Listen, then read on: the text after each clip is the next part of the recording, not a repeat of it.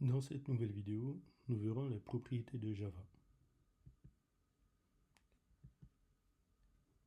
Alors, concernant les propriétés de Java, nous savons que Java est statiquement typé, qu'il dispose d'un compilateur juste à temps dans la JVM, qu'il dispose d'une variété de bibliothèques intégrées, qu'il dispose d'un garbage collector et est lié à un certain nombre de langages de programmation, tels que le C#, le C++.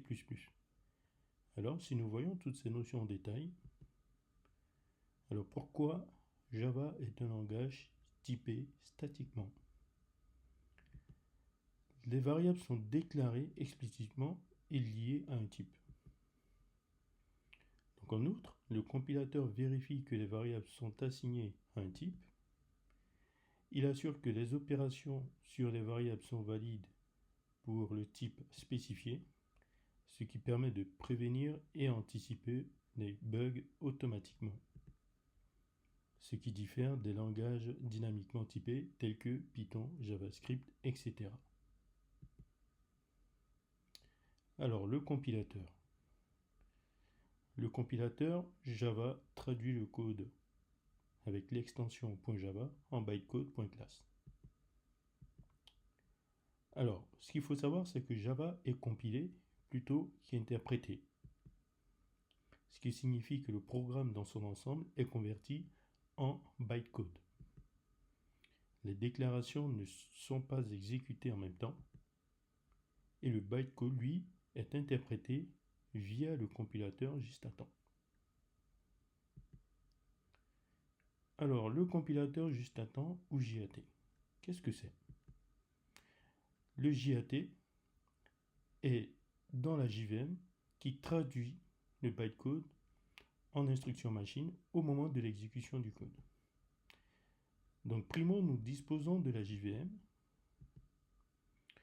Donc, dans la JVM, nous avons notre code source Java avec l'extension .java qui passe par le compilateur standard et il en ressortira un fichier avec une extension .class.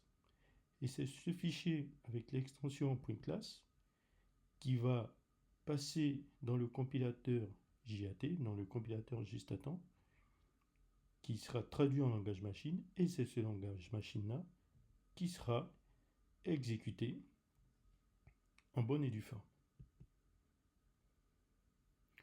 Donc, le JAT en bref.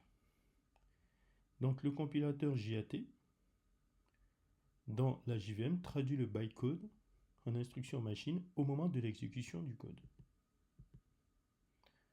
Donc, le bytecode permet l'interopérabilité de Java, ce qui veut dire qu'il pourra s'exécuter sur n'importe quel système d'exploitation. Le bytecode doit toujours être traduit en langage machine, ce qui est bien évident, et cette traduction est faite au moment de l'exécution via du JAT.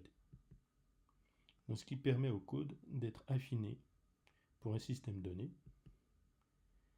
Les anciens programmes peuvent bénéficier d'améliorations de JAT, parce que c'est un outil qui est très puissant. Et d'autres compilateurs plus avancés sont disponibles si besoin. Donc dans notre cas, pour le moment, nous n'en aurons pas besoin. Mais dans la suite du parcours, nous verrons toutes ces notions un peu plus en profondeur. Alors, concernant les bibliothèques en Java, ce qu'il faut savoir, c'est qu'au niveau de la JRE, des bibliothèques de classe sont disponibles au niveau de la JVM. Donc une bibliothèque est une collection d'objets communs utilisés par les ressources de programmation. Les bibliothèques de classe Java contiennent des différents packages. Donc on peut avoir des packages java.lang, donc ça ce sont des extensions des packages. On peut avoir du java.text qui formate les textes, les dates, etc. On peut avoir du java.mat, on peut avoir du JavaSQL, etc. Il y en a plein d'autres. Alors, dans un dernier point, nous verrons la bibliothèque Garbage Collector. Alors, c'est quoi le garbage collector? Le garbage collector, en Java, nettoie de façon périodique les objets inutilisés dans le code. Donc, c'est un processus qui nettoie la mémoire et identifie les objets inutilisés.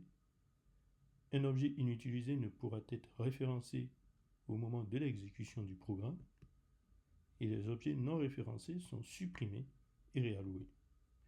Ce qui évite aux utilisateurs de libérer eux-mêmes explicitement de la mémoire, ce qui réduit le coût de la consommation en énergie et ce qui fait que nos programmes restent plutôt cohérents. Voilà pour la présentation de ce chapitre. Dans un prochain chapitre, nous aborderons les différentes applications qui peuvent être exécutées via le langage de programmation Java.